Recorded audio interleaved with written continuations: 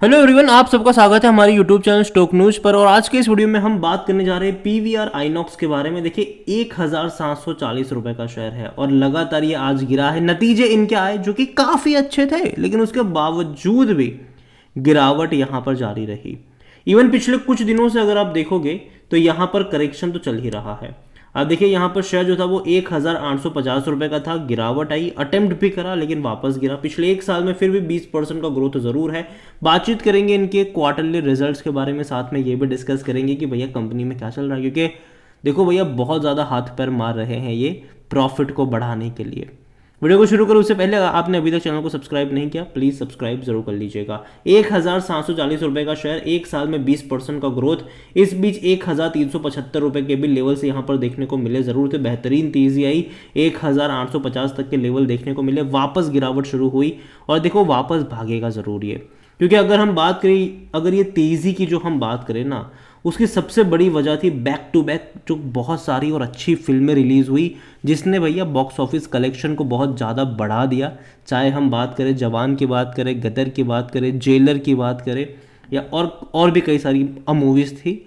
तो कहीं ना कहीं ये रेवेन्यू जो बढ़े उसका इम्पैक्ट था। और देखो जब भी अच्छी मूवी लगता है कि हाँ इस महीने बहुत सारी मूवी आने वाली है, तो मार्केट तो रिएक्ट करता है, लेकिन ये वाला जो कैटेगरी होता है वो बेहतरीन तरीके से रिएक्ट करना शुरू कर देता है।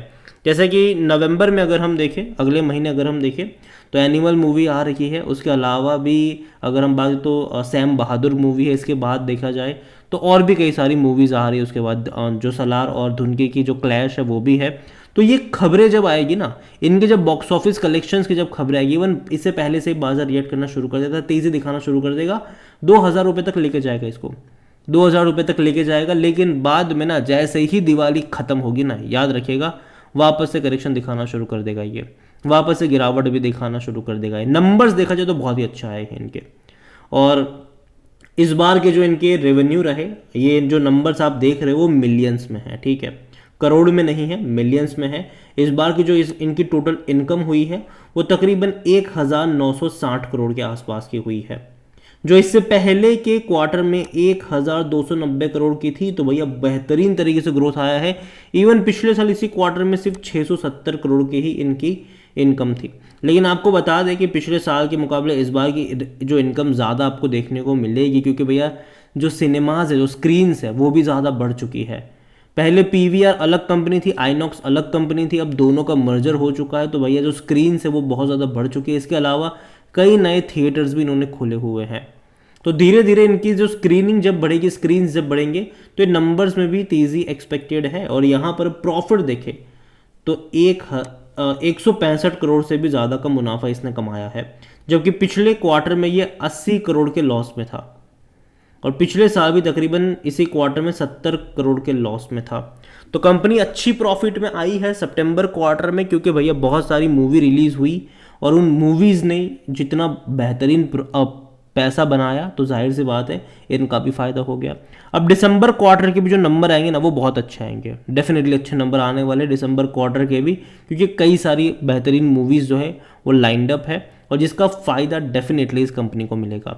जहाँ तक बात करी जाए पीवीआर के वॉल्यूम्स की, तो 15 लाख के आसपास के वॉल्यूम यहाँ पर नजर आए। और दूसरी बड़ी बात यहाँ पर देखो तो according to Moneycontrol user बेचने की सलाह कोई नहीं दे रहा है, बल्कि 91% लोग कह रहे खरीदारी करो, 9% लोग कह रहे होल्ड करो। देखो मैं पीवीआर के लिए मैं एक ही चीज़ कहूँगा इस कंपनी के लिए, कि मैं यहाँ पर स्विंग ट्रेड में इंटरेस्टेड हूँ, ना कि लॉन्ग टर्म के इन्वेस्टमेंट को लेकर। रीज़न ये है कि देखो मैं अभी भी मानता हूँ कि भैया ओटीटी जो है ना वो बहुत बड़े पैमाने पर चल रहा है, जो इनका भैया देखो शेयर तो खाएगा, ठीक है, ओटीटी इनका शेयर तो खाने वाला है, आने वाला ऑलरेडी बहुत ज़्यादा खा चुका है, आगे भी खाएगा। और जहाँ तक बात करें नंबर्स की, तो देखिए इससे पहले हमने काफ़ी इंक्रीज नंबर्स देखे इनके, लेकिन प्रॉफिट अगर आप देखोगे ना तो इतना अच्छा प्रॉफिट था नहीं। जून में लॉस था, मार्च में तो और ज़्यादा बड़ा लॉस था।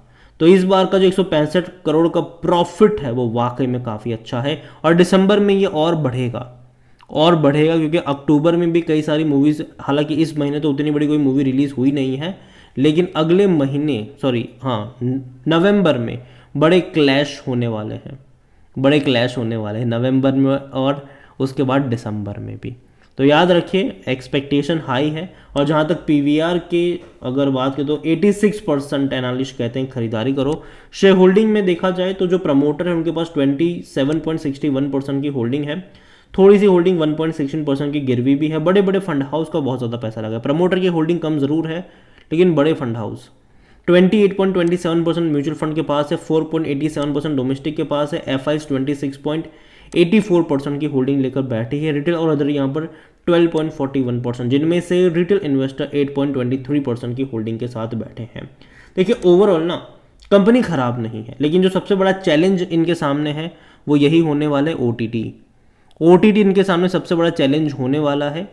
और जहाँ तक देखा जाए तो हालांकि इस महीने तो कोई उतनी बड़ी मूवी रिलीज़ नहीं हुई है, लेकिन अगले महीने की 1 तारीख को ही बड़ी बड़ी मूवीज़ आपको देखने को मिलने वाली है। तो मैं मानता हूँ कि शायद 1-2 दिन शायद थोड़ा सा और फर्दर डिक्लाइन अगर आता है यहाँ पर तो ऐड करने के मौके बनेंगे। स्विंग ट्रेड के लिए मुझे लगता है कि पसंद किया जा सकता है इसको। और 1900 से 2000 रुपये का जो लेवल होगा वहाँ पर प्रॉफिट बुक करके निकलने के भी मौके बनेंगे, क्योंकि मुझे लगता है कि दिवाली के मतलब दिसंबर के बाद डेफिनेटली यहाँ पर डिक्लाइन का फेज शुरू हो जाएगा, जो कुछ टाइम के लिए कंटिन्यू भी रह सकता है। ओवरऑल नज़र रखिए इसके ऊपर, कंपनी खराब नहीं जो, और रिजल्ट्स है वो काफ़ी अच्छा है। उम्मीद करते हैं कि दिसंबर के भी नंबर अच्छा है। वीडियो को यहीं पे एंड करूँगा। पसंद आए हो तो लाइक करो, शेयर करो। चैनल पर अगर पहली बार है तो प्लीज़ सब्सक्राइब करें। और पीवीआर आइनॉक्स के बारे में आप क्या सोचते हैं वो भी आप मुझे कमेंट में लिख के बता सकते हैं। Thank you.